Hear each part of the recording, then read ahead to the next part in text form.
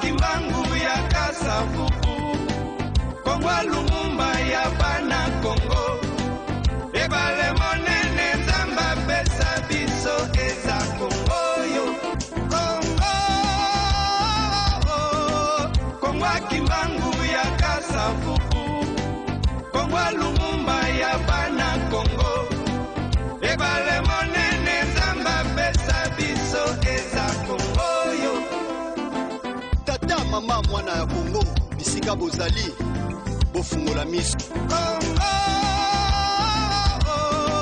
Kongo Kimbangu ya Kasavubu, Kongo Lumumba ya Bana Kongo, Ebale monene zamba pesa biso eza Kongo yo. Génie Congo spécial. Et ça spécial pour toujours sur le développement à Congo, solution à Congo, 61 ans après l'indépendance. Bonne fête na Baïke, Banamboka, Bisika Binso, dans le monde entier. 61 ans, il y a l'Ipanda, tous les Biso Ban, selon que c'est la indépendance, tcha-tcha, tout Bakili. Hein? Tout ça qui est en haut, tout ça qui est en haut. Les acquis, il y a indépendance. Nous n'aimons pas Libiso, 61 ans après. Et ça spécial parce que tout ça, on a invité mon copain spécial. Pour voir la solution, où ça spécial. Bah génie, où est dans le plateau, bah pour nous la parti politique songolo pakalaté, c'est sans tendance politique, sans coloration politique. Mais c'est pour l'intérêt de la nation 61 ans après. Tata ou 61 ans, maman ou 61 ans, à Kolobani. Azolala, Azotambola, toi Zongasi, toi Koufa. Toi Ndrosola, tata on a 61 ans, maman on a 61 ans. Pour Natina, Yalikambo, Toyambi, Batobane, non Batano, pour Bane si Bakomi. D'abord, on appelle merci à l'Inca Bongo la coordination, programmation Makonda, merci à Fiston Atunga, merci à Moron Djambé, la réalisation, Atunga en exploitation. Le professeur Norbert Yamba Yamba, le tout premier génie. Otozaïna et Awa, Atiki, Misalami, Gazaginango, bien qu'il y ait férié, bah génie, bah maradi. Mais Andibi pour répondre à l'invitation à Bissou. Mbote, professeur Norbert Yamba Yamba. Mbote dudu, mbote wandugu yuso tuza awa, nabanza nde naoka kikala militaire. Nazolo babi tobini pe mingi, toyembi mingi, to banana koloba makambo ya avenir yekolo. Ilelo nde mobengi biso na émission non spéciale ya génie, nabanza mwa makanise obima po moka biso kenye liboso. Tolembi passion tuza na yango. Merci professeur Norbert Yamba Yamba, tozali Nande Konabiso, Yvon Kalava. Ilunga, excusez-moi. Il y a de la politique, mais le loi est la coloration politique. Effectivement, en plus, nous avons médecin parce qu'il faut voir que politique et amis fonction politique et un parcours ou encore une attitude circonstancielle, mais la fonction à mon tour, on est médecin, on est magistrat, on est ceci, on est médecin. Et en tant que tel, on a remercié pour l'initiative une émission de haute portée pour permettre aux Congolais Banso, Bayikola, apprendre Namo Maïloto Kabolalilo, pour la ligne de fêter 30 juin, en passant, peut-être qu'on a beaucoup de l'introduction, nous avons l'un des fils, il y a un pionnier à l'indépendance. Donc mon père, le défunt Alphonse Ilunga Libe Lokamaniago, qui est le tout premier ministre des Travaux publics à l'issue du gouvernement de Patrice Lumumba en 1960, et donc nous avons payé en qualité enseignant parce que avec la biso tongo midi pourquoi ndengeni bakenda ko indépendance et sengoni baraki na tondo mingi. Merci Yvon Ka Ilunga Yvon Ilunga. Merci. Quand on a ouvert oh, Ilunga, merci beaucoup. À 2 reprises, c'est trop. Voilà, merci. Bon, Moko, moi, je suis pionnier à l'Ipanda. C'est pas pour un truc ça qui est. Tous en les coordonnateurs, il y a Banda Martyr. En même temps aussi, moi, il y a général. Au Binomo Ebi, au Péba, il y a une photo de mon tir. Tout le monde a fait photo. Il y a des lots. Donc on a besoin de Kito. Il y a une photo. Il y a un qui ça, si, le général. Et ça en profite déjà. Et ça, c'est madame comme on a. Ça en profite. Ce qui est autant aussi, la photo, c'est madame comme on a invité. Pour moi, général Ngandou Kisasi. Bonjour, coordonnateur, président et immeuble présidentiel.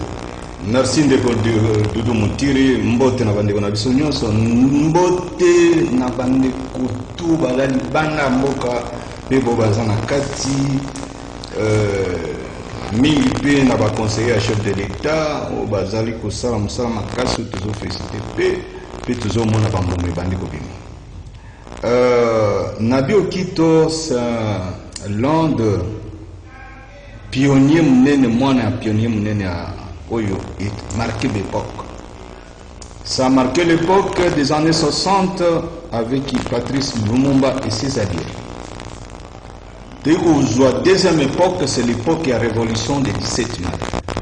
D'où général Kissa Sengando fut les géniteurs de la révolution en 17 mai, où il était basé plus de 20 ans à l'est du Congo pour la libération, mettre fin à la dictature.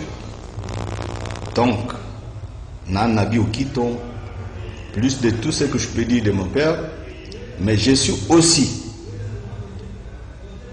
visionnaire de la vision de la théocratie pour la nouvelle civilisation du monde. Nazali, coordinateur de famille des martyrs, Nazali, président du meuble présidentiel, et Nazali, trésorier national de l'ANATC officiel de Kiso Libéral. Donc, Lélo Nabi Okito, ce qui est dans moi est plus grand que mon apparition physique. Lélo Tokolobela Makambo Mineni, au besoin d'habitude de Oyokate, au va répéter Kabino chaque jour. Et s'il n'y a pas contradictoire, Moninga Lobi pose Oye Nelo Ote, mais Oyega Nabilo Moninga Lobi. Ah oui, Zali Génie Congo. C'est que tu maîtrises, Oyo Yebi, Yaka Kopé, c'est là-bas na Congo. Poto Kote na développement, on a beaucoup chanté, on a beaucoup dansé, on a beaucoup prié, mais rien ne marche. Maintenant, Tolobela, développement. Parlons développement. Nalelo, Nagosukawan. Voilà, Tolambi, on a Mbalaya. C'est lui qui avait baptisé cette émission Génie Congo. Monsieur King. King, Ouazali, Nanimumba a 4 messagers. Mbote, Monsieur King. Mbote Papa Doudou et Mbote Naba invité Nyonso au Tozo partagé dans mon plateau. Mbote na peuple congolais Nyonso yo azolanda biso na ndaku. De l'ezali mukolo ya lipanda ya mboka na biso. King azali musali ya Nzambe na église messager Lingwala. Ezali ya communauté ya ba 4 frères messagers de Mbinza. Oyo alobelaka kaka vision prophétique ya mboka Congo. Congo ezwa lipanda mais tozwa lipanda. Parce que Congo est un problème spirituel. Et sengeli tobisa Congo na problème oyo tozali nayo. Merci. Merci. Et le tout dernier invité, c'est le prophète, pasteur, artiste. Il s'appelle Monsieur Israël Papitumba. Vous avez le micro juste à côté de vous. Bonjour, prophète, pasteur, artiste Israël Papitumba. Bonjour, Papa Doudou Moutiri. Santé, allez bien? Santé, allez bien, Angolo. Tout ce pays de Gouambayo. Merci, mon papa. Tokeimba la moko na invité na biso batano kosolo na mboka na lingi to bana ino est c'est encore important de beta historique ndenge nini pandango ezomaki est que tout tango précocement selon le plan Van Bruxelles, il fallait que vous ayez Panda 30 ans après. Est-ce que vous avez préparé pour vous ayez Panda?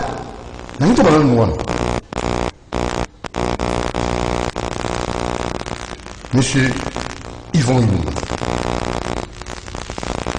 Merci beaucoup,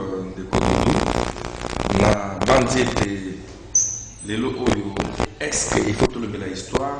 J'ai dit oui, parce que place il y a histoire, il y a indépendance du Congo, il y a école, enseignement primaire, secondaire et professionnel, ou encore il y a université. Tant nango ezali mukie, to ezali presque pas. D'où bana bako yoka histoire ya koyeko la histoire ya mboka na biso de manière diffuse. Yango na bandi ete histoire ya mboka na biso esengeli ete ba journaliste, ba politique, ba pasteur, même dans l'église, par-ci par-là, esengeli ete tolobela histoire ya mboka na biso pour batu bayeba yango. Peut-être en 2 minutes, en une seconde, au Pessimois Sainte-Tête, c'était comment? En une seconde, il y avait d'abord une révolution au Salemaki en Afrique, et Bandaki Ming na Ghana avec Kwame Nkrumah, et Kokitanaba Sékou Touré, ainsi de suite. Et donc, Lumumba Azalaki, l'un des élèves, c'est-à-dire adepte, il y a Kwame Nkrumah, lorsque Azalaki voyageait en Ghana, par la petite histoire au Bissotoye, 8 ans, Kende Kokutana na Nkrumah, Azalaki contaminé na vague wana ya ba indépendantiste. Et donc il y a un état mazonga qui il a suscité na mitu ya ba collègues, ba collaborateurs na nyonso qu'on devrait nécessairement kozwa lipanda wapi ba vague esalemaki yeba kangaki, il était resté en prison à Makacho parce que a suscité yango a créé qui révolte. Mais tant où Bakomaki, Joseph Iléo, mon père de fin Ilongadi de Lokamanyambo, dans Bakomaki na table ronde, pour être bas sur la Lipanda, Congolais bazaki unanime pour réclamer nécessité à présence, il y a Patrice Emery Lumumba, Wanande Mindele Postopoza qui n'est-ce pas tenu, il y a grande conférence sur le Congo pour que Lumumba aille à Koya. Et donc, tant que Koya, il y a une effervescence totale. Débat autour, il y a autobengi indépendance. Mais tout le monde au biso congolais, to bosanaka que na indépendance au tozoaka en 1960. Et ça d'abord na acte au epesaki biso indépendance. Na ba terme on est to bengaka yango ba caucus pour l'indépendance ezalaki na ba département au débat ezalaki. Mais pour l'information de Congolais de plus d'un département spirituel ezalakate. Et donc ça dit que Tito Lobaka que non Congo est indépendant sur le plan économique ni mais spirituellement tout est indépendante. Mais c'est parce que la question de la spiritualité ezalaki te na table, il y a négociation tout na table indépendance. Bayemsu balobaka toujours indépendance tout par rapport à projet à Marc Van Bussen n'a pas dit que c'est vrai parce que ce que Otali élite mingi o bakenda qui na indépendance wana bakenda qui de manière révolutionnaire bakenda qui de manière préparée. Lumumba même je parie c'est un grand esprit mais Mayazaki Koloba Yemoko, je pense que Azalaki ko pesé en côté. C'est-à-dire que Ayekola ki malamu, on va du copier-coller dans l'école, il y a Kwame Nkrumah. Mais comment ça veut dire que Kwame Nkrumah, Azalaki bateau, Balaki va initier déjà dans 56, 57. Alors que Lumumba qui compte en école, il y a initiation déjà presque dans 59, 60. Et donc, Azalaki tellement révolté, il faut contaminer les bandi qu'il fallait Mindele Bakende. Or, au départ, il y a Mindele. Comme Salimana d'Afrique du Sud, et c'est une préparation. Parce que n'oubliez pas qu'il s'agit de la colonisation et de la décolonisation. Indépendance, ils allaient acte, il y a décolonisation en réalité. Mais ce que, par coloniser, là qui préparait pour recevoir la décolonisation, voilà, on n'a pas dit qu'il que indépendant, toujours un peu tôt, parce que l'élite intellectuelle est là qui préparait. Je suis totalement d'accord avec. Voilà, même question, Monsieur King. Donc vous avez une minute. Bon, pour Nangaï, Papa Doudou, à vie, on a d'autres partages. Lipanda, tout ça qui tombe, comme on a. Ouais, non, mais faut. En train, hein. Moi, gâteau, moi, ligne, voiture, moi, hein. Faut avant, faut y aller. Miss Girl. Lipanda, tout ça, c'était précoce. Tout ça, en gros, la bombangu.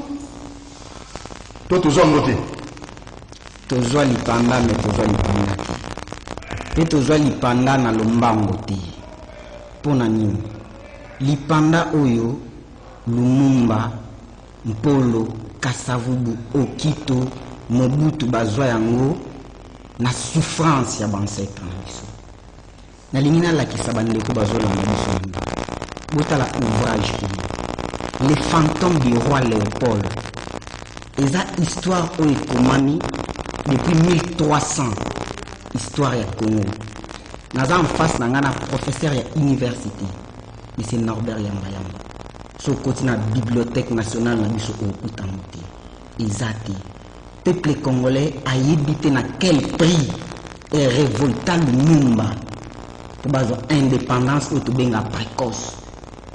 C'était au prix de sacrifices. Nazo senga bandeko nanga boluka ouvrage les fantômes du roi Léopold, la terre coloniale du Congo et l'état indépendant du Congo. Bomuna makamini komami na kati. Donc atayu dudu soki otani ouvrage oko supporter Belgique. Et pour moi un message on a koyeba sa bandeko nanga vis-à-vis à la Belgique. Funa dans un visage moko farouche. Ça c'est pas trop fort. Oyo na kotike là ba Belge ata une seconde na Congo. Ba maltraita ba ancêtre na biso. Nos ancêtres a été maltraités. On s'était maltraité. Donc ba kata ba koko na biso maboko. Boso mona.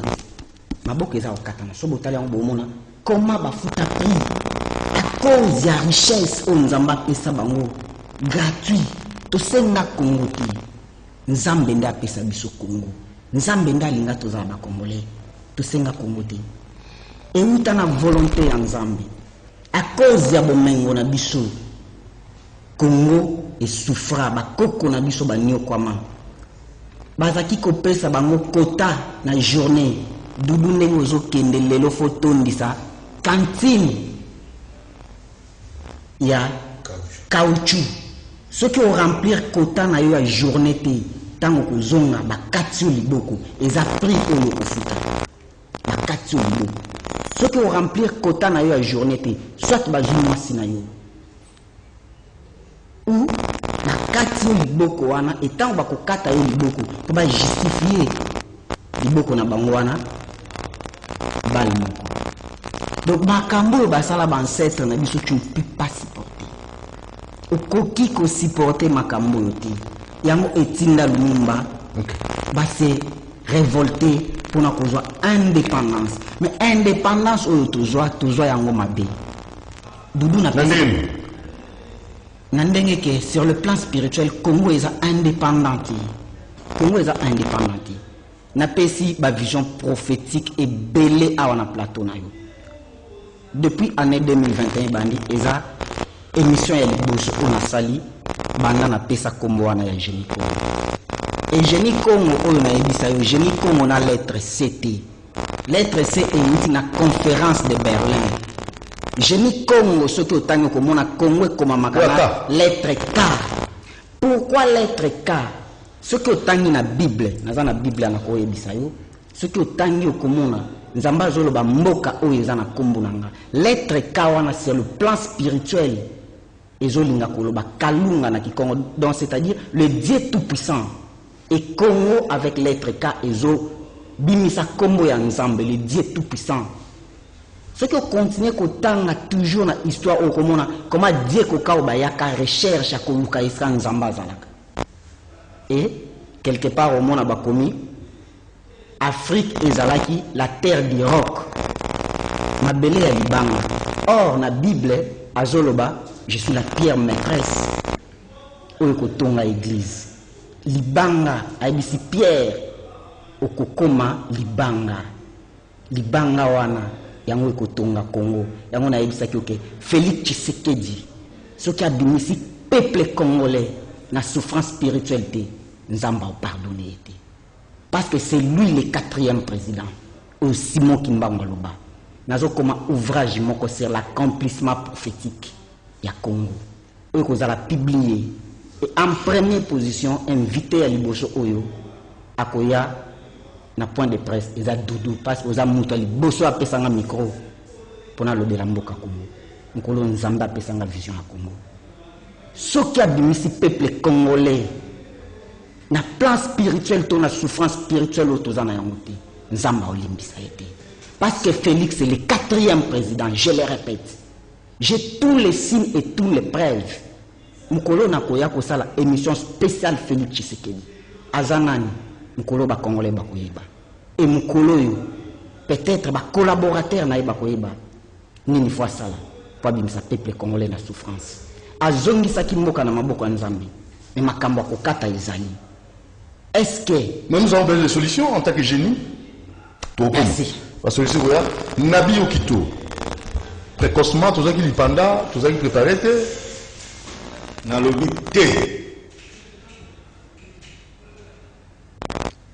l'indépendance du Congo n'était pas précocement, comme vous le dites. Ils avaient préparé et le moment était arrivé. Vous voyez, que Ghana, tant oiseau indépendance, avant Bisso, il y a eu précoce. Tchad oiseau indépendance, il y a Bisso, c'est qu'il y a eu précoce. Non. Ça, il ne faut pas tout ce qu'il y a session, où il y a finga, leader, où il y a bondé dans le ils allaient en jeu. Nous qui sommes de la famille directe de Patrice Emery, même village, on supporte pas ça. Indépendance à Congo. Ndenge ndekonanga visionnaire à Otoloba.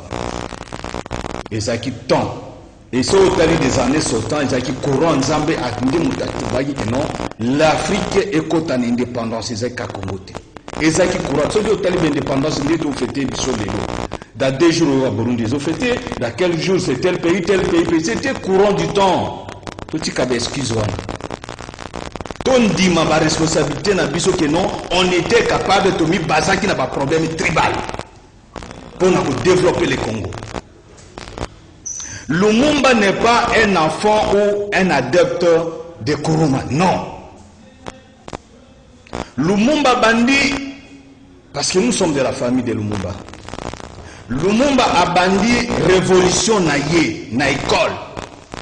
Parce que beaucoup les autres voyaient sango dans Lumboyoka Nanti. Lumumba, on a loua et Wembonyama, c'est 6 km. Lumumba faisait 12 km à pied chaque jour pour aller à Kilasi. Alors, tant que Lumumba a commis la 4e poste primaire, a posé question. Na maîtresse naye ou yazaki enseignante naye bino bozali ko dondo na mboka na biso et puis bino na mboka na biso wa bozo lobaka boye à quand vous allez rentrer chez vous à 4e primaire s'il vous plaît bozo ango bo noter bino bo bandra ko bo noter histoire ya lelo nanda maman, si vous avez enregistré, monsieur, l'élu sur l'explosion de la vérité, événement du siècle.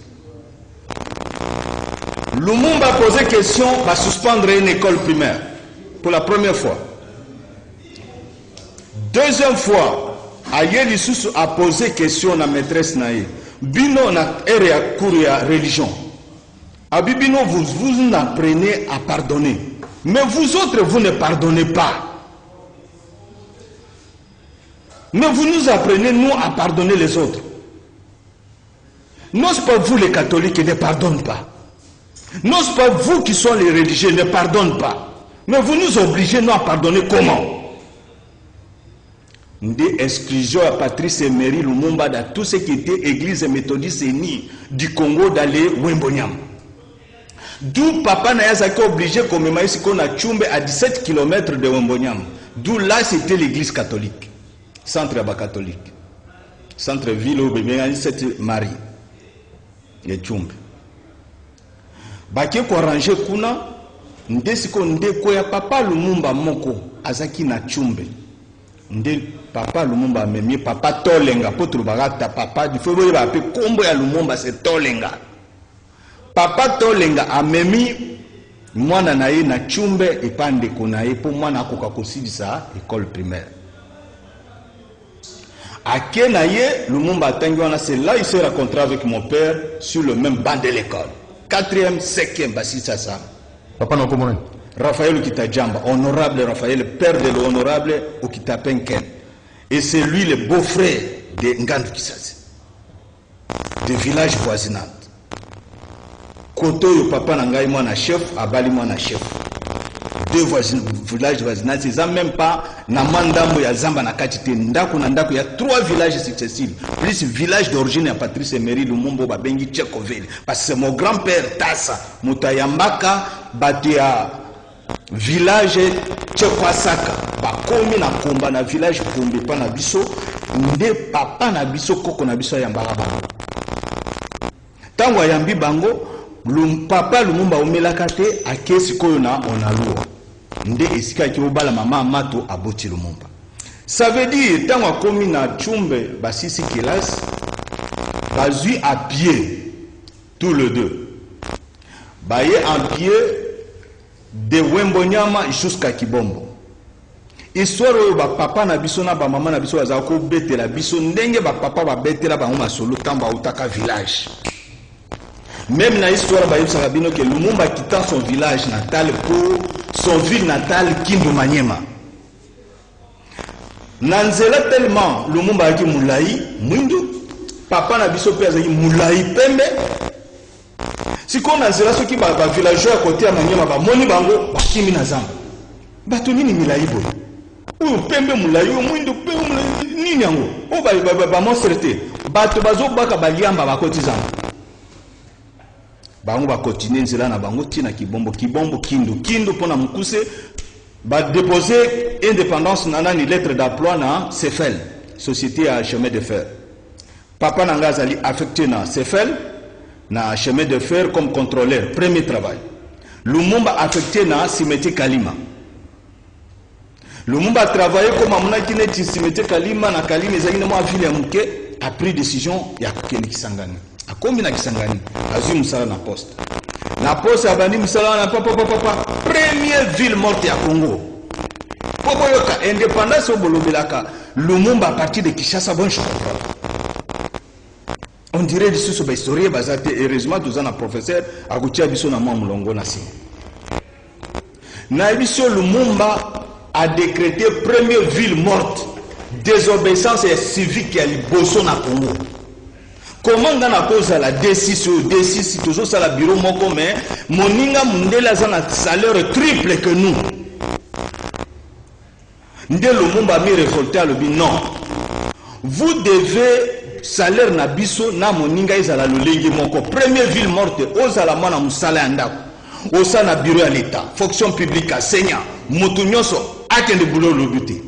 Et c'était toute la République qui avait respecté. Makambona va beta masolo teka ba o teka masolo ya Polara. Non. Premier prison à Lumumba c'était boulot nana fungula boulot. C'est Lumumba. Na Lumumba chi. Là vers les collèges Jandoville et pareil dans le temps. On a premier gouvernement. Nde esika Lumumba à côté prison à Liboso pour la désobéissance civique. Que Bokendete il faut salaire à égo égal. Bayoko libéré. Deuxième fois il faut la deuxième ville morte. Bakangie du sous bazon ici na Katanga na prison. Et de Katanga nde ayeko zonga na Kisangani azunzela siko ya koya na Kinshasa. Et koya na Kinshasa nde soara biso to betela ka Lumumba abandi révolution na Kinshasa te, abandi révolution na Ghana te, abandi révolution na école. Ok. Oui, c'est histoire vraie au bisoba na Congo, bolanda lelo émission à l'ébezali, émission à Bageni, ezali explosion de la vérité événement du siècle. Lumumba ezalaki azali des phénomènes. Azali muto nzamba tinga biso na Congo pour la libération de l'homme noir. Pouvoir accepter qu'à une époque ya Lumumba, ce sont des enfants nés grandis tourmentés. Comment je m'explique? Ndeko oti ko numérique quelque point. Ok kelasi boyozongi na ndako ki mama zole. Mama zole la kuna nini yango mama kuna bakati libe. Bakati lobo. Siko mama kolambela biso ndenge nini akotuta pondu ndenge nini po à l'époque c'était kotuta tondu machine ezakité. Mama kolambela biso lolenge kaniso. Na kati loboko. Belge. Est-ce que vous comprenez? Bano soko uti kelasi de uniforme kuti mama mama zolela. Donc nini bakati lobo traumatisé. Ban génération on a été traumatisé. Ça va, c'est la nasi ça. Alors génération on a pas et ça moi bisiko to sotaka to linga place on a été mais c'est très important. O ba lo ba lo mumba zaki pressé mumba zaki pressé et ça qui de courant du temps. Alors oti na kelasi susu mwana mususu kuna akuta o ma papa zolela kuna nini bakati ki mobile nini akokisi kilo akauchute. Maman zolela mobile nae bana bazolela papa. Donc vous trouvez que non maman kati libele yaya bakati loboko pona nini pona caoutchouc. Et cela ne devrait pas faciliter la tâche. Et bana lumumba papa na bino akufi ndeko bududu mutiri papa akufi. Bozolela papa na bino ebina ntango kalaba otia papa na mbeto to netoko bozolela ye. Bozolela papa na bino omoni kambala moko mundele moko azoya ya mukuse peut-être na moi kilote na yango na lati kilote lelo pona ko rappeler bato l'histoire ya ba impérialiste ba iko o na benga ba PSP ba pilleurs et les voleurs du Congo. Bazari ba colonisateurs mais c'était des pilleurs et des voleurs. Alors bozolela maman yede douleur que papa na akufi maman na akufi. Bozolela ye me mutu moko ayeboye pa bino batika kolela kuna hein boye bi papa na bino akufi na nyongo ya leta. Alors bino bokanga minoko na bino bokitisi ebembe na se babandi ko beta ebembe fimbo ponini akufaki na nyongo ya taxe ya leta. Et biloko wane ko faciliter tâche ndenge ni. Alors ces enfants du monde ont grandi dans cet tomatement là. Biloko wana nde sala ba lumumba ba comme ce qu'ils ont devenu, ce qu'ils ont fait. Ce n'est pas barretel, ce n'est pas trop tôt, ce n'est pas non, ce n'est pas ça. Bana wana bakola qui se fallait ça pour libérer le peuple congolais. Merci. Mais ceux qui étaient contre Lumumba, des bateaux yo bazali contre l'indépendance conséquence. Des autosobi. Merci. Monsieur Nobel Yamba, vous avez la parole. Indépendance du Congo précocement. Petit rappel historique. Cause indépendance. Merci Doudou. Encore une fois, j'apprécie Mbote la bande de Gounos, tout ça bango. Et puis, problème indépendance, c'est toujours le bilango. Déjà, les Cameroun mouné. Parce que nous toujours le bas. Bambo qui belé. Nous avons besoin d'être indépendant. Nous avons comme un niveau alté. Liberté à mon tour, au Sénat, et ça, les massacres qui n'ont le lot l'obité. Bon, là, qui, Liboso, dans le 15e siècle, tant que les révolutions commerciales et pas avant nous, nous avons besoin de pas que ça la bilan avant nous. Certainement, Bayaki va déporter 500 millions en Afrique, dans le Congo. Deuxième fois, tant Basali Msala Babilangara va inventer l'industrie dans le 19e siècle, il a besoin de minerais. Nde Bayaki, Bafandi, Bachemisisa, va exporter, Biloko Bakuta Kinambo Kanabiso. Alors, parce que toujours dans l'histoire, premièrement, c'est que tant va diriger, va zuzu, Biloko Nabiso, il y a deux pays importants. Ils avaient déjà une puissance à partir des années 40. Déjà, l'Union soviétique, sous le pilotage de la Russie, et puis, tout ça, les États-Unis. Dans la colonisation,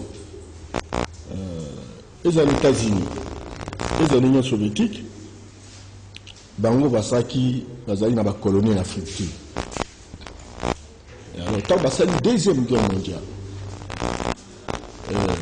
Guerre wana esali que tous la victoire côté Amérique na Union soviétique Russie. A gagné guerre contre l'Allemand. La botoli l'Allemand ba colonie. Yango ba biloko ba Burundi, ba Rwanda, na Cameroun na Sud, ezaki ba Allemand, etc. Ba Allemand ba pays, ba bongisi mboka bango, ba komi na makoki, ebela ba pays oyo bazalaki awa comme ba colonisateur, ba décider ba zone.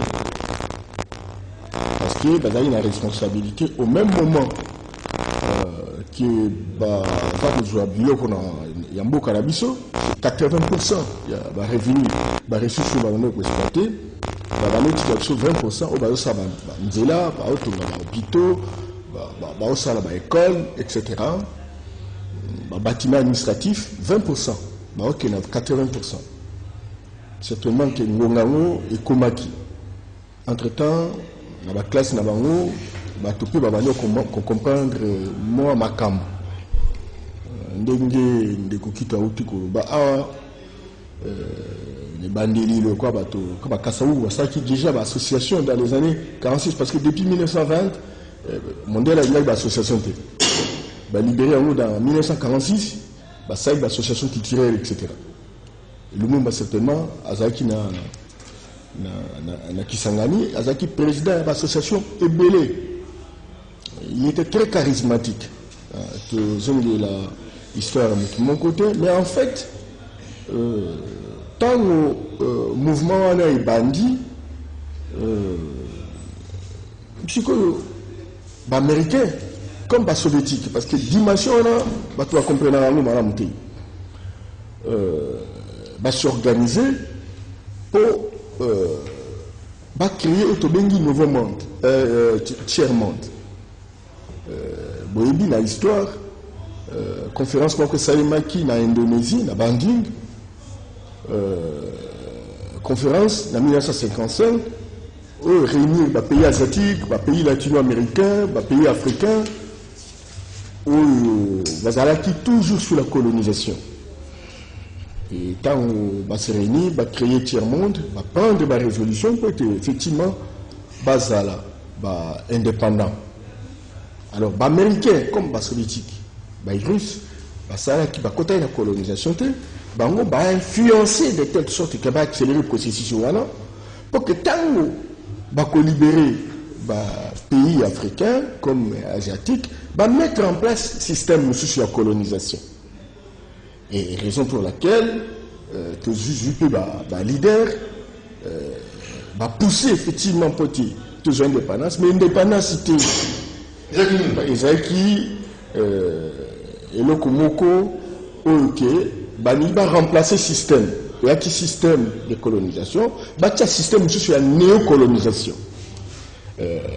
alors ça veut dire bah on bazo kamamboka oh bah to bengi ba dirigeant la biso bango bazo pona bango bango ba osa musala ba comme le quoi ba intendant na bango ba bataille de la bango ba bloc de ciment ba bloc de pétrole cuivre, cobalt et qui sans problème. Donc, baboy na bango.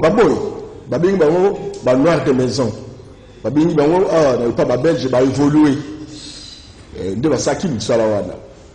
Entre-temps, tant que ba pesi indépendance, or en réalité, du tout nanga, ce ba pesi indépendance. Tant que modèle aya à tout à l'heure, tous avez une civilisation na biso, tous avez que vivre dans na biso, tous avez na chef na biso, tous avez na valeur na biso, tous avez na droit na biso, tous avez na système économique na biso. Voilà. Tant que tous avez indépendance, il fallait tous onguer là, beaucoup qu'on a biso. Voilà. Mais on est tous onguer là, beaucoup qu'on a biso. Ba imposer. Biso te continuer na valeur na bango. Il y a biso que il y a biso à le bango alobi to koloba. Pasteur a Lindi Sanga. Bon, non, nous, beaucoup comme ça, alors, il faut que tu aies bon, parce que bon, là, parce que bisous, tout ça, il est civilisationnel. Mais parce que l'avion de Et donc, excusez, alors, tant que tu continues, parce que bazar l'unité des mesures, bazar la civilisation idéale, alors tu continues, mais les résultats ils ont monté. Les résultats ils ont monté, 61 ans de perdu. Il dit que c'est le maïs en 2000. Babi, quand tu as une situation en 1960, tout ça en 2000. Parce que l'étude, ni la publié.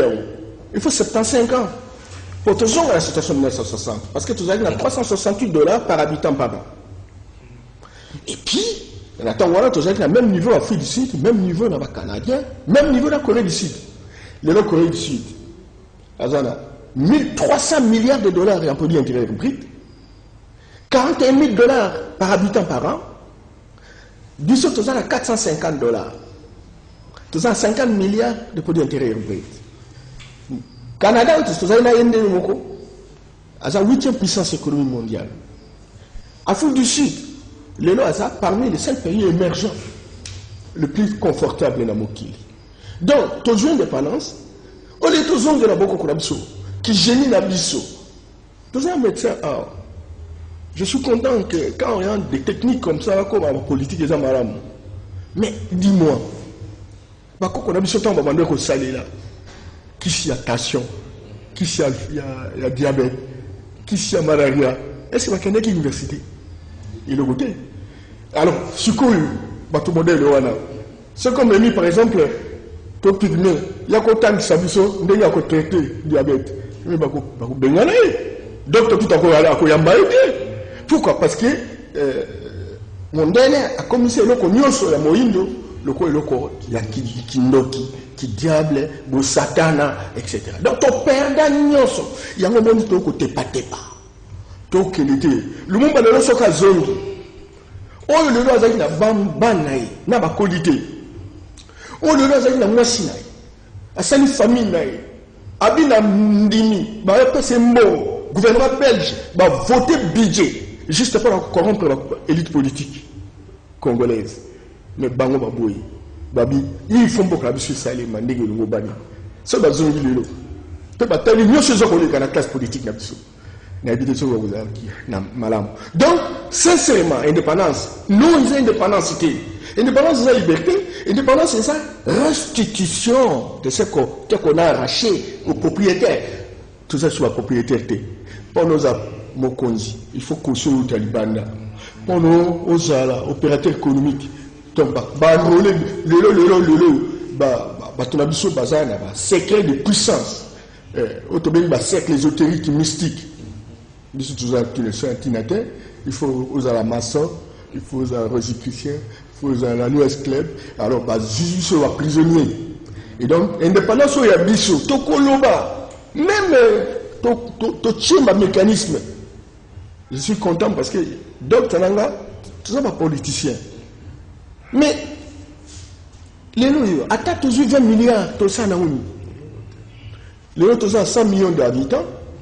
En 2050, tout ça, 220 millions d'habitants. 2100, tout ça, 400 millions d'habitants. Ceux qui ont 100 millions, nous avons 96% de chômeurs. Et le il y a 30 ans, dans moins de 30 ans, tout ça, 220 millions, le double, tout ça abonné. Entre-temps, tu as un taxi, il y a DGI, tu as un taxi, il y a DGRAD, etc. Et ça combien? Combien de millionnaires nous avons?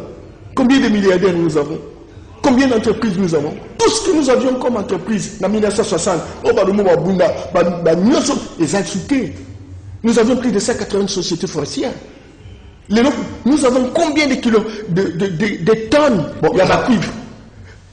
Terminé, mais je voulais directement la quota. 60 ans après, toujours que Liboso, toujours Massima, toujours Okufa. RDC. Tout confité, toujours à Pema. Toujours à Pema, il y a toujours. Comment dire la réflexion modèle? Il y a Binonde, Bonekishi, même dans la télévision, dans ma campagne sur le sala. La réflexion kaka, Kolina, Miziki, etc., Koyemba, etc. Mbokeza Kokende. Homme politique, Non, ça c'est génie Congo. Rien à voir avec ça. Non, non. Ça c'est votre génie. De manière générale. Toujours de manière générale. Et ça la préoccupation de Bisso Banso. Bon, nous, les 61 ans. Et ça, génération de Bisso.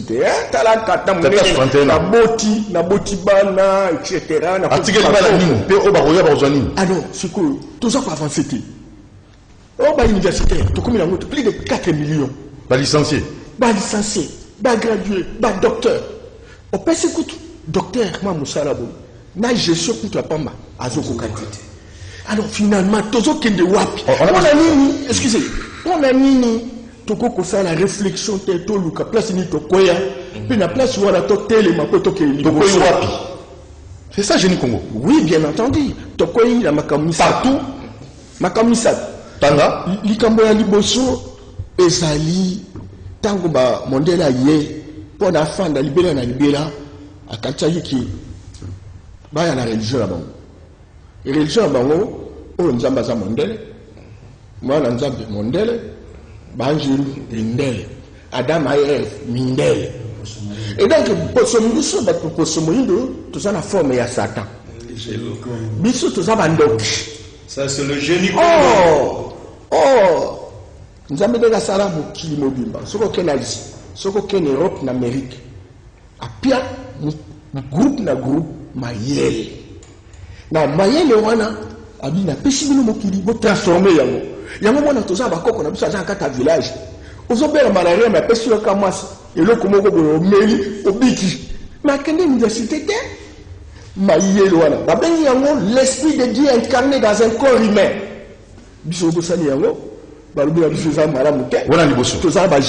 Donc, système religieux, la spiritualité, je m'excuse beaucoup, face à tout ça, génie Congo, pas de problème. Donc, tout ça, il y a un combat dans le nous sommes tous les deux, nous sommes tous les deux, nous sommes tous Maweja, Wanda Shombo, Kumadionjo, et ça va comment donner tout le monde, Bango na Bayeti.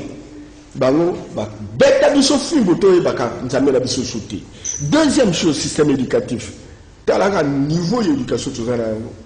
Tous autres ont diplôme chaque année, ba diplôme en ils ont utilité. Ba limité ce sigani. Système éducatif. Système éducatif, bango ba yé ba tindis na système moko to mémorisac.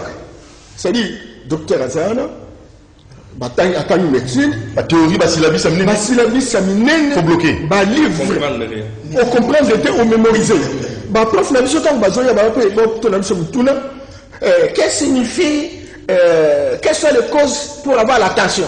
Allez, docteur va dire, les causes pour avoir l'attention, papa. Mais à ça, comme tout n'a pas tension, ezanini, tokosala nini, na bokoko na biso, na zamba na biso, kisini nango, bakosala yango pour passion. Peut ba transformer yango, ba tozu kisina biso, au lieu de la haine, au lieu de la Amérique, etc. Tokozo artiste biso peut topesi moto babiki. Et puis ezali.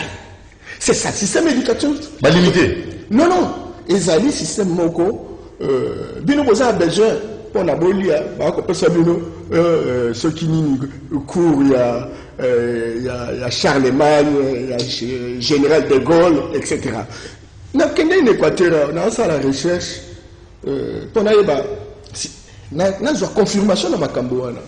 Bato ba osala bilanga, bato ba qui pêche, bato ba osala élevage. Mais t'as là ba école baché littéraire. Baché pédagogie. Et c'est comme Maïzali. Et c'est comme Maïzali. Et c'est comme Maïzali. Moi, je suis ma place. Oh, bah, quand on a bango, on a dit que pas mal comme ici. Il y a beaucoup de temps. Et ça, c'est ça, c'est deuxième chose. Troisième chose, c'est le système politique. Système où il y a démocratie. Démocratie, ma bête, madame. 61 après. La démocratie, ça veut dire quoi? Démocratie, c'est la démocratie idéale et un mot comme Mboka na mboka ezaki na système d'organisation na yango. Il faut qu'on réfléchisse na système d'organisation politique, bo théoriser yango, bo moderniser yango, bo tchétché na la loi na KRDC, quel modèle? Non, modèle ya biso démocratie on est au moni, 61 ans. On a modèle gréco-romain. On a modèle ezapé ya biso te, yango tozo longa te. Combien de fois tozo ça ba élection? Comment biso nous tozo bima ba escroc? Tout ça va élection, mais toujours à tomber. Donc, en toute sincérité, tous on a besoin, il y a tout revoir système religieux là-dessous, tout revoir système éducatif là-dessous, tout revoir système politique là-dessous, et comme ça, nous sommes plus responsables, nous sommes plus indépendants, parce que tout ça est indépendant. Merci. Pasteur, c'est vous qui pasteur, peut-être 61 après. Miko Zanango, Nabi, Miko, tout est normal. Merci beaucoup. Pasteur Israël Papi Tumba, Oye Minzembo ya FARDC, soutien total. Père Minzembo Moko, Albi Congolais Moko, Azam Malher, Azaliko Modi Mboka Naye, Yemoko. Congo Kobongate, Mboka Nino, Tote Kango Tokabula. Asal Minzembo Moko, Yalolenge Wana, pour nous changer de mentalité. Ok, merci beaucoup, Papa Doudou. Zamba Nicolas Pambola. Nous avons essayé de faire des docteur, des grands professeurs, des bazar. C'est là c'est mon casse. Pour m'écouter bien Ngolu. Les lois ils ont connu sur l'indépendance. Je crois il y a des historiens. On dit bazo betango awa bayebi ango bien. Famille pe ya ba oyo pe. Ba pionnier. L'indépendance. Na nzira na bazali. Moi, si je suis venu sur ce plateau, je n'ai pas d'histoire parce que moi, Bazali, c'est pas le bien. Mais éviter on a spiritualité. Mais si je pouvais parler sur l'indépendance, moi, je suis dans la providence de Dieu. La Bible nous dit aussi que le Dieu qui donne la vision, il donne aussi la provision. C'est là où nous sommes ressortis. Ma présence sur votre plateau est d'abord la providence. 61 ans, tout de suite histoire. Mais je voudrais que nous ne pas de bazar, bon petit peu bazar na carte.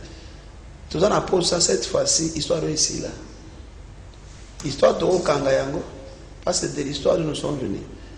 Mais il faut que le débat na biso de tout ça et apporter un changement. Oyo solution. Solution. Génie Congo. Oyo passé et puis ça a été.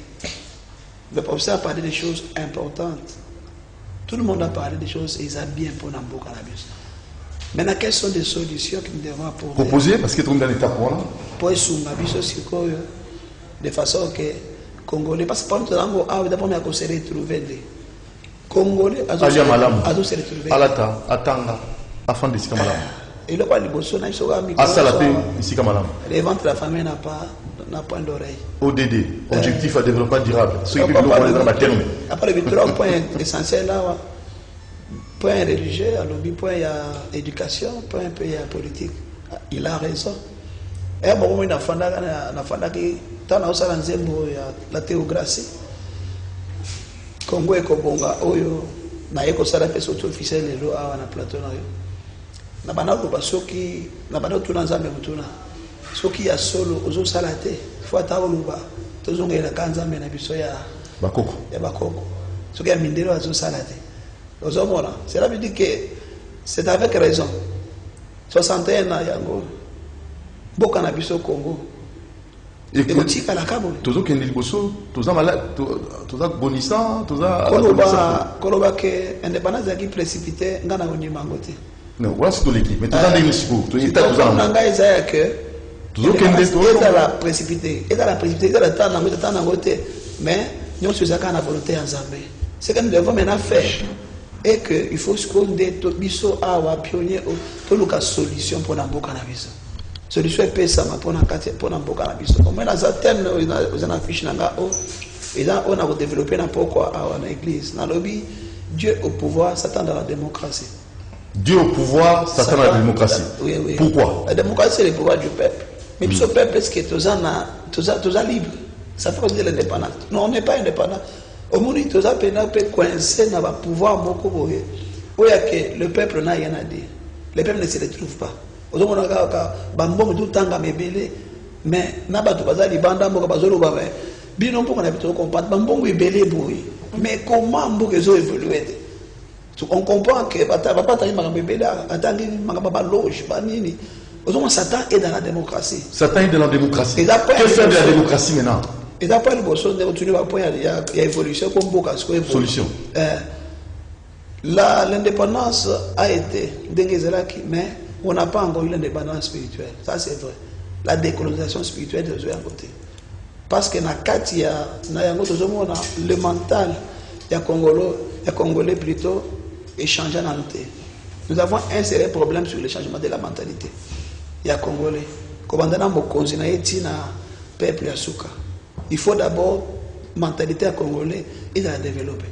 Bato bazana ngolu ba professeur baza ba docteur baza ba pasteur tozali, nous devons quand même lutter pour changer la mentalité du peuple congolais. Il y a un écoute que la président de colonisation à solo parce que tant autant l'histoire est continue sur Kabongote, nous devons avoir la colère maintenant sur cette histoire. Par le moment nos grands-pères, la ministre ba Kayas, nos grands-pères, ça ne fait pas du bien. Maintenant, nous aussi, quelle est la revanche? Quelle est la vengeance? Pour nous, c'est que maintenant, bazo dominer Kabiso. Namboka peka ya biso moko. Maintenant, qu'est-ce que les Congolais disent? Est-ce que les Congolais de cause d'être offendus? J'ai apprécié l'approbation à mon tunion sur A. Mais les autres, ils ont haine. Congolais, ils ont offendu. Est-ce qu'ils ont été? Ils ont même langage. Ils ont été offendus. Il faut qu'il y ait un débat. Oh, il y a une émission. Il faut quand même la solution. Parce que tout ça, la compréhension de mon côté. Dans les hommes, Congolais, Tondimana, Petolingana. Cannabis et Kobonga. Les politiciens, il faut que les politiciens, le peuple congolais, par exemple, la présidence,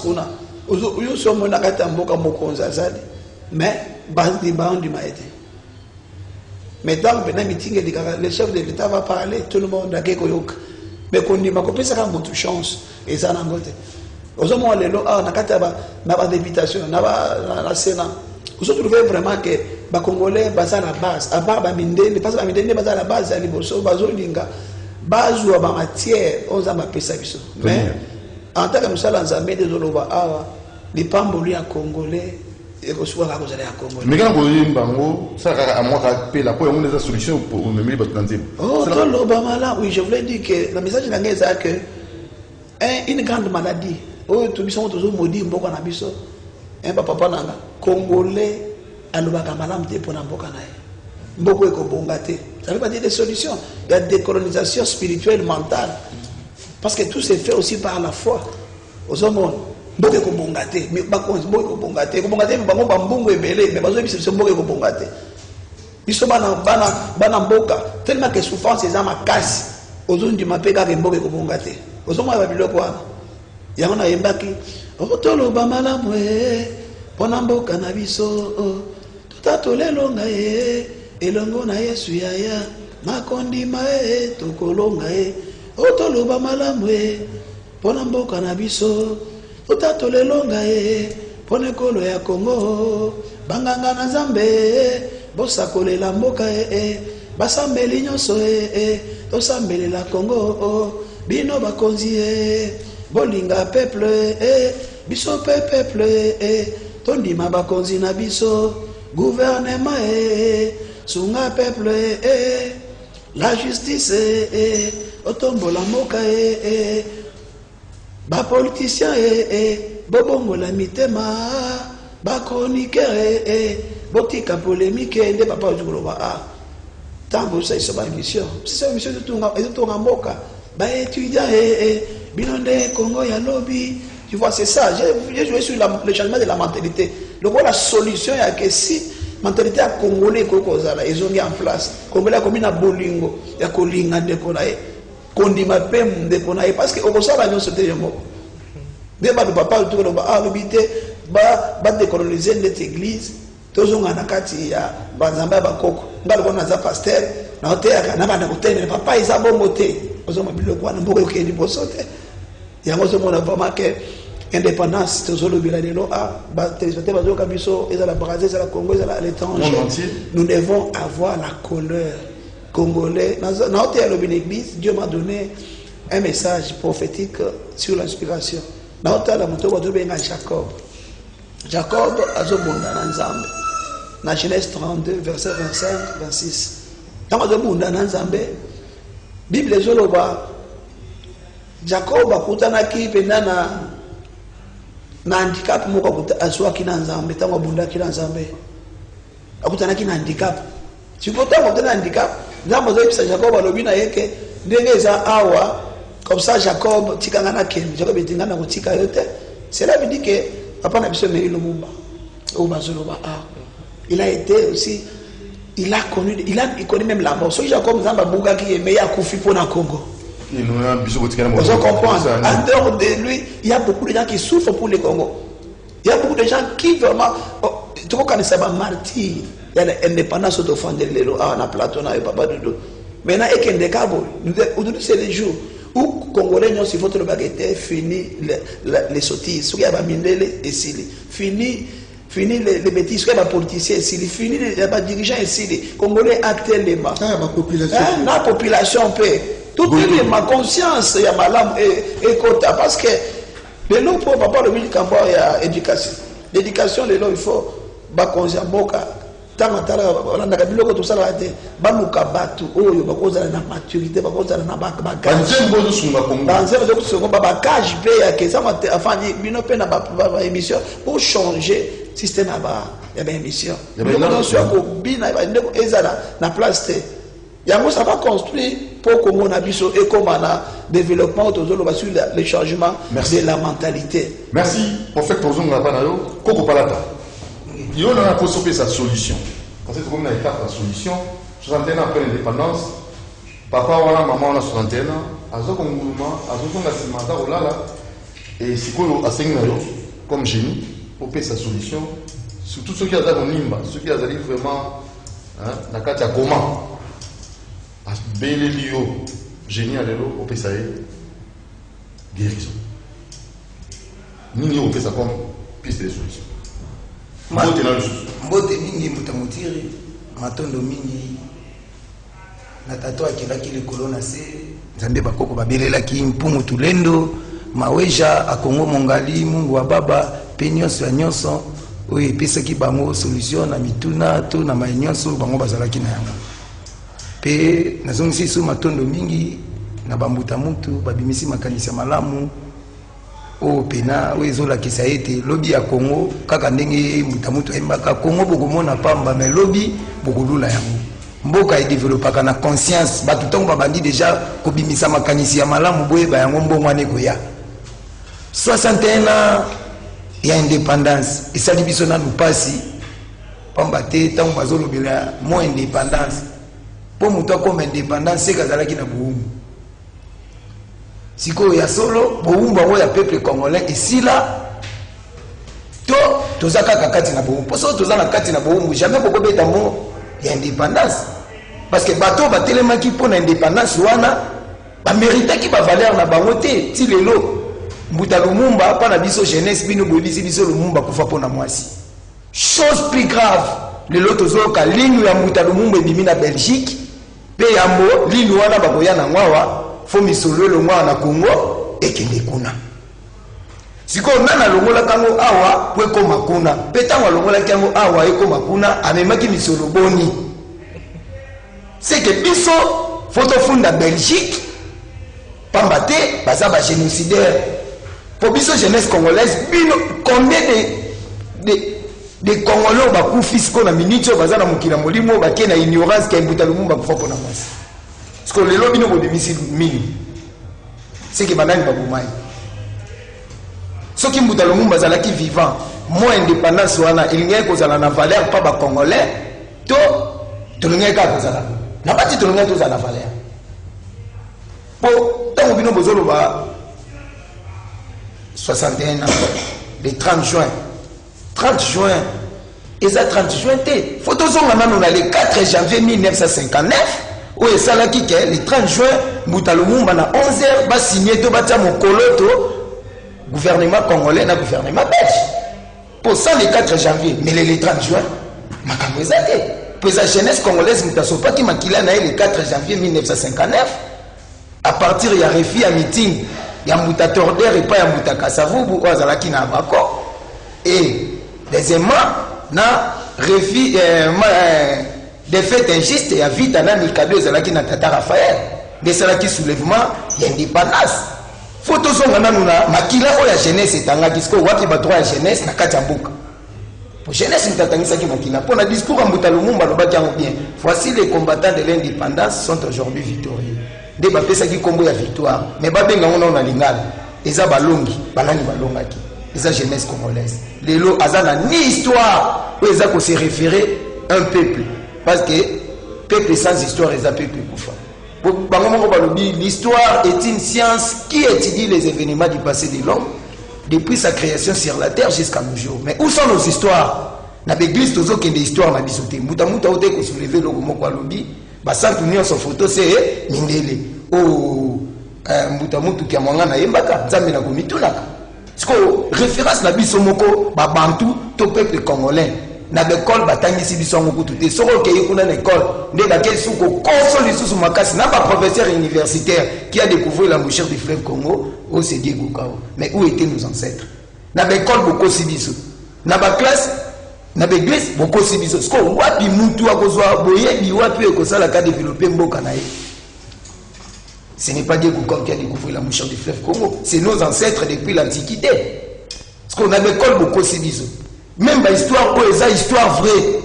Vous avez ça bon, Mbuta Lumumba, à quoi faut moi si le 61. La solution maintenant c'est laquelle? Solution c'est le peuple congolais, gouvernement congolais, aïe mboka ou tous un problème spirituel, tous un désordre spirituel, désordre politique, désordre scientifique. Que faire?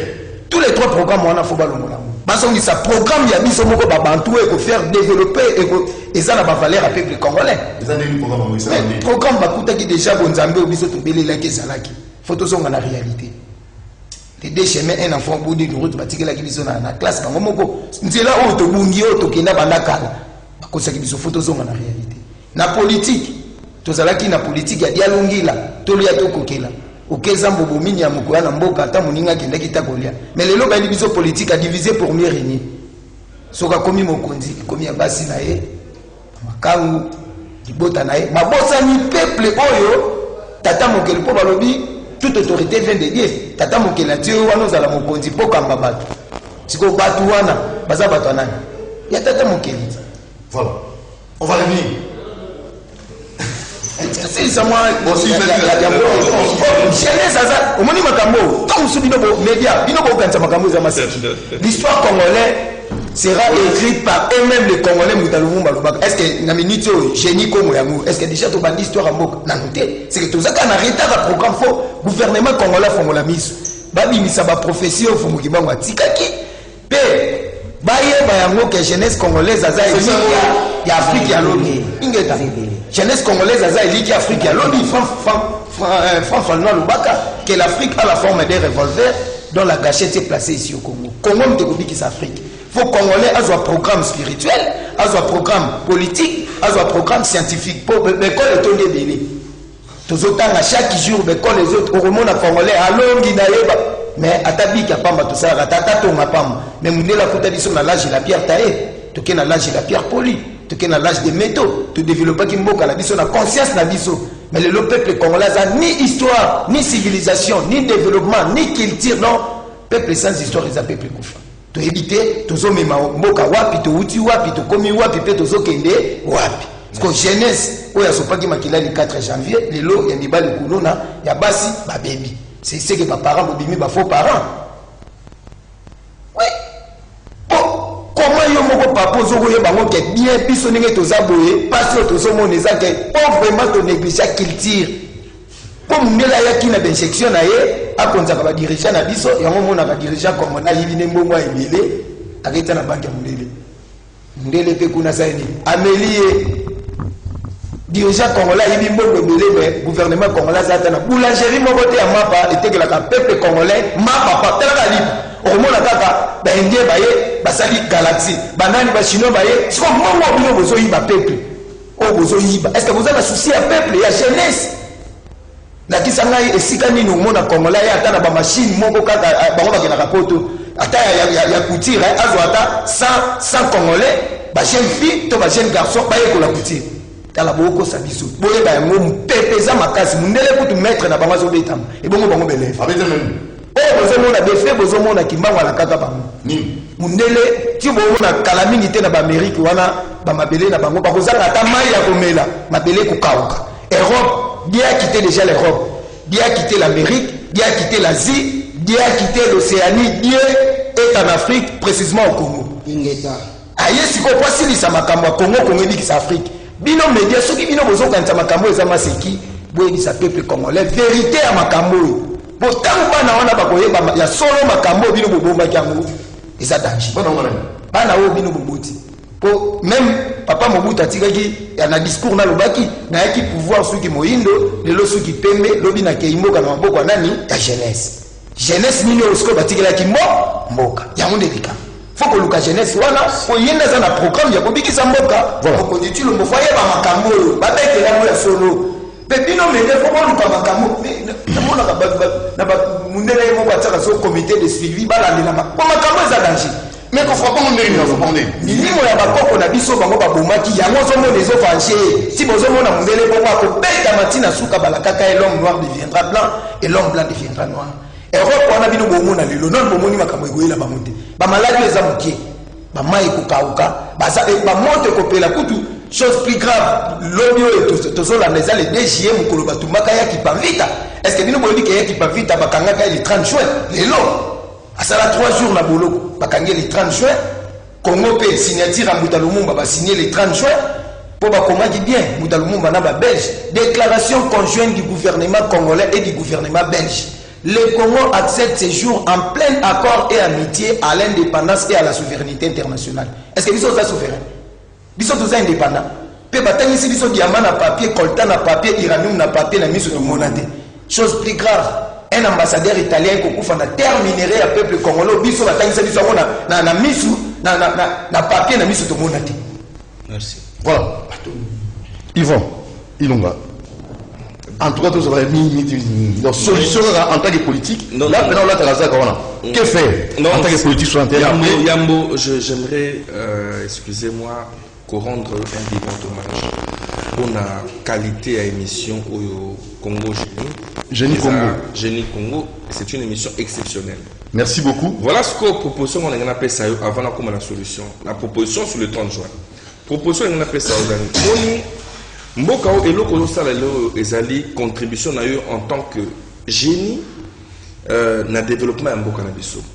Mais émission ponctuelle boye, tu n'atteindras jamais les objectifs. Na ko proposer yo parce que monia oyambi ba catégorie ebelé, exceptionnel, intellectuel bazali, ba homme d'église spirituel bazali, ba homme de culture bazali, ba homme libre bazali, ba homme libre penseur bazali, ba professeur bazali. Idéal Rosala, n'a proposé au second conseil de la direction, besoin une semaine. On s'est proposé comme secrétaire technique. Il y a émission, il y a émission à nous. Tous 8 jours. Oh, il y a mis qu'à battre l'église. Parce que les Congolais n'écrivent pas. Tu vois, on nous brandit l'ouvrage de 1300. Mais est-ce que ça a été écrit par les Congolais? Donc, on dit là, nous comme histoire, il y a l'Inkokoma. D'où, battre l'église, bandongwani, ministère de la résolution. Ba médecin baye, ba politicien baye, tondongwani, tobimba résolution. Ba libre penseur, parce que au monde Jérôme Marge en passant dans papa Koussou, un grand esprit, grand éclairé. Au monde bateau, bazo réfléchir dans ma pensée, on dit maintenant ma église. D'où il faudrait pas se mettre d'accord pour que ce soit pas congolais. Ba ndongwani ba trouver consensus pour que tu proposes à nous. On ne changera pas le système éducatif pour chuter maintenant. La trilogie éducation, système politique, je crois scientifique, spirituel. Tu peux changer un débat tu peux changer un colloque et puis tu bimisi un document. Oh, tu dis que biso catholique, biso église de noirs. Se mettre d'accord que nous voilà les résolutions, papa. Très bien. Biso la politique, tu vas dire que l'indépendance n'est pas abordée Kiango, système politique n'est pas abordé Kiango. Et Pessimabé, voilà ce que nous allons donner désormais. Et c'est là que, au Comona, indépendance, il y a 2022, ce qui est initié, le ministère de la Culture, on les anime. ministère de la culture à RDC on a appuyé recherche scientifique tout d'abord recherche scientifique c'est justement pour aider les pays dans ces réformes. Et donc n'hésite pas, prends cet élan, nous allons t'aider à accompagner au secrétaire, il y a pas de problème. Donc c'est fait. Donc on a conclu ici que l'indépendance du Congo en raison en 3 mots, l'indépendance du Congo qui est acquis de manière précipitée parce que tout ça qui préparait à continuer œuvre au Yomindele Balingueto continuité. Dans ce pays, dans ma professeur à lobby, dans qui indépendance, c'est-à-dire liberté, souveraineté, il fallait tout Nassima, na autres qui n'ont pas pour que tu répartis dans ma lame. Biso tozu indépendance soit dans néocolonisation, bayindo bakomi batu mwindu bakomi mindele, yango omona mingi bato gouvernement, o ba remplacer mindele, ba vendre na Kalina. Pour la plupart. Au moins, on va Gombe, on va dans ma campagne, dans ma Kala Royate, dans Bumbo Royate, parce que pour nous, c'était indigène. On va comme Mindele, comme que ça, bon, il y a beaucoup à dire. Il y a beaucoup à dire. Alors, photo, tiens, photo, quand même, tout oui, je vous ai dit que dans la photo, il y a Ilungadibu, Adaki, Yoana Katikati, bon, mon Amubutu Nassimanae, bon, mon Amoulele, ça, c'est le premier gouvernement, il y a 1960. Papa, mon père est à la Tivesta, il est descendu dans Malouana Kassai occidental parce qu'il y a quelqu'un comme l'idée à Kassai occidental. L'indépendance donc voilà un peu. Ce qui veut dire que une révolution, il y a éclairé, il ne faut pas te voir. Et Lumumba c'est un homme fort, pardon, c'est un génie, oui, mais il a été boosté par Bawana, qui est un peu plus évolué dans le monde où il y a Kwame Nkrumah, il y a Osam Bezate, et ainsi de suite. Merci. Alors, pour succès émission, en tout cas, programme prochainement. L'invité. Pour cela, une seconde. Merci, Papa Nabiso. King. Bon, Nalingena pesa. Tu as adopté le Kamalobi, tu as adopté Masiko. Ok. Nalingena pesa message moko. Il y a Moukoussé. Nalingena yebisa ba Congolais boy. Coronavirus au Bozomon. Et qu'on peut sa indépendance spirituelle na peuple noir. On est local liboso. Et botan la Bible Apocalypse 13, 16e verset, 17e verset et 18e verset. Et l'obini. Pourquoi bazo obligé, pas obligatoire, il y a masque. Pourquoi bazo obligé vaccin? Et le mot vaccin, ils en ont combien de lettres? Le mot masque, ils en ont combien de lettres? Et le mot corona, ils en ont combien de lettres? Botan a les 3 versets. Bon, respecter ma geste barrière. Ndege munguludi akaloba. Mouto abomimbo kaoyo. Azan sima mkongo langa me coronavirus 666. Bon, respecter ma geste barrière. Et na kosu ki sabouye, limbi sangayi. Prophétie on a pesa. Toza le 30 juin 2021. Naibisi bino Simon Kimbango Banda, ministère en 1921. Naibisa yo Félix Tshisekedi, le 4e président, au Simon Kimbango Loba. Le 16 juin 2020, à wana plateau oyo. Naibisa yo tozalana pasteur Kas afinganga na zoba na tangati. Que Félix Tshisekedi na Joseph Kabila bakosala 2 ans. Et 2 ans tango koki, basali bakabo. Félix Tshisekedi a osala 12 ans na pouvoir.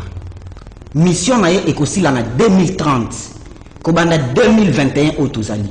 Tu 2025 eza transition spirituelle. Nzambe a effacer batu nyonso basala corruption na Congo. Pour na ko boma ba Congolais, pour na ko renverser sang ya ba Congolais. Batu nyonso o fini ba yiba mbongo wa Congo. Merci. Ba ko kota na 3 sortes de morts. Et na live sabande ko boyo oya lingi ko ba archive ya ba prophétie oyo akokota na YouTube Congo mon pays libre TV. Merci beaucoup. Congo mon pays libre TV. Au comment on a archive et Nzambe azamutu moindo. Jésus est noir. Jésus azamutu moindo. Merci. Beaucoup na Congo mon pays libre. Merci. Intégralité. Nabi Okito. Merci. Bon, merci Bandeko. Fondé.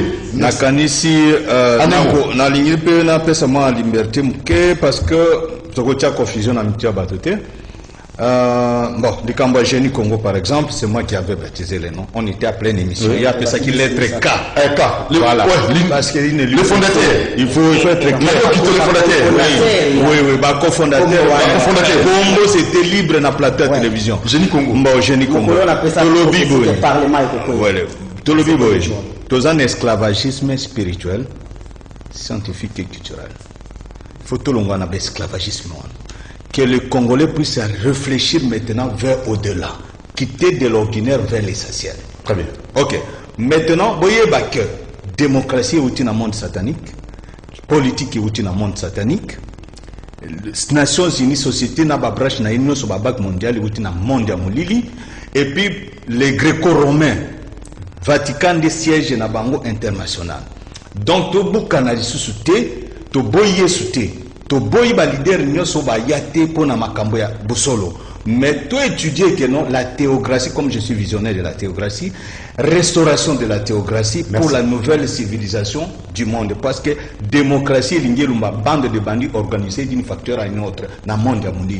Origine, politique, l'art de bien bâtir, monde cruel. Na monde ya mulili sikabaya mais tant baye na ngwe pa na biso ba memeli biso développement d'une société d'un cité à une autre, ça c'est la politique. Démocratie, pouvoir du peuple pour le peuple pour mais où Nzambe na kati il a dit de tout ce que vous faites mettez-moi le premier. D'abord la démocratie. Biso ba chef coutumier to lobi boye ba chef coutumier bazali na problème na Congo. Il faut restaurer les chefs coutumiers parce qu'ils sont des élus célestes. Problème à Congo ibandi na biso ba na ba martyr. Ba Congolais tu escape tout boali tant que biso tozana kolela. Tao bisona tozana na souci na mitema Congo yokende à l'avant. Merci. Le professeur. Non, ngai na kopesa ka bande kunyo sumbote mbote puis to passer quand même un moment très important. On a félicité docteur la proposition ya pesio na parce que tout ça la makameli kana ngoka bouye etc. Il va falloir que tout changer peu la méthode de travail. Bon mboka nyonso ezana baye o baza bon moi na bato bakufa. Mais il y a deux types. Il y a liwa. Bato belé bakufa. Baso biso tout le monde bango te mais baza bomoi. Bolanda makambo oyo nde ba senya biso mutakeya ke non. Il y a des hommes méritants. Et biso peut sakali na baye oyo bakufa pona biso mingi. Bato na bazo mona biso. Toujours bango na valeur te. Imaginez-vous mutatiki moi sine na bana pe alobi na mi pesi na mi bonzi au moment où il y a proposé intérêt moko boye mais aboyi yango et tout ça pour honorer bango te. Nous avons besoin de l'eau ba nyos oyo batanga kutu neti ne biso totalité na ba indépendance wana mais ils se sont investis, ils ont réussi les paris ba divinité na biso lokola Mbuta Lumumba lokola Mfumu Kimbangu ba nyos oyo bazaki na 1960 wana baye o bape babundi pona liberté na biso ko ba Etienne Tshisekedi ba Laurent Kabila série ba wana ce qui s'asengando les géniteurs et donc tout le monde a la place ni nango bakunda bango to honorer bango et belé ya bato na biso bakufa na bitumba oyo bomi Gambela o Ethiopie nani Salio Asosa bakunda na mona ngone Ethiopie mais tant la place bakunda bango to nyekola même là c'est une histoire ba gouvernement oyo tango docteur Yvon Azoloba il fallait quand même makambo na totanga na classe et donc président Tshisekedi là je termine il a une grande responsabilité. C'est un panafricaniste, il croit à l'Afrique et aux solutions africaines. Oui. Président, Baba a déjà mis Kanda Baba au travail. Togo il m'a comme complaisance aux responsables, on a mis la décision, on va tirer la tête. Tolingi ma grande réforme où il faut réhabiliter Mbokanabiso. Et je crois que ce qui doit réhabiliter Mbokanabiso, tout pessi même à Koko Bazana, Makambo va présenter Biso. Je pense qu'on aurait pu Bakoufa, mais de temps en temps, à Tali Kambozali, et je termine par là, papa, Tali Kambozali, tout payer la banque pour la solution. Voilà. Ghana, et je termine par là. Kwame Nkrumah a Koufi, ça le coup d'État. Tu es bien déjà dans les années 50, c'est un grand homme. Mais Bakokunda est un village. Tabakundi est un village. Coup d'État sur coup d'État. Ghana, c'est une sécurité, stabilité, il y a ma casse. Tant le président, j'aurais une réunion. Aïe. Alors, on a une divinité. Pas parce que ce sont ce sont des extraterrestres. Et donc, merci. Passez un numéro de téléphone.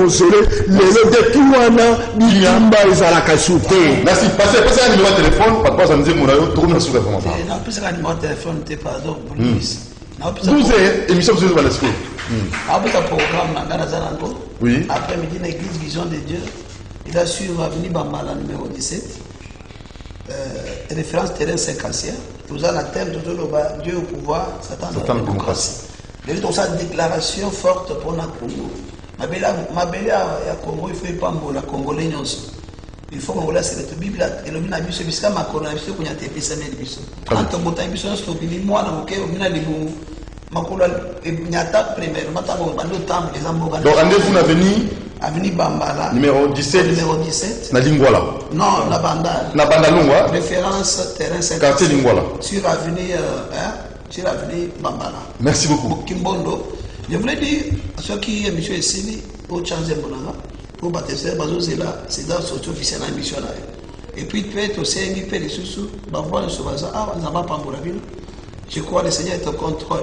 Beaucoup aussi, oh, et tout ça, j'ai béni papa pour un message à théocratie, à ça. Mais moi, Dieu m'a donné le thème de la théocratie. Pour dire que pouvoir, tout ça, pour le moment. L'album est théocratie.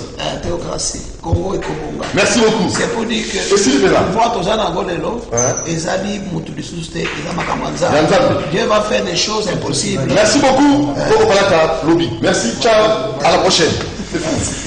Je vous dis que vous aimez beaucoup. Vous nous pensez.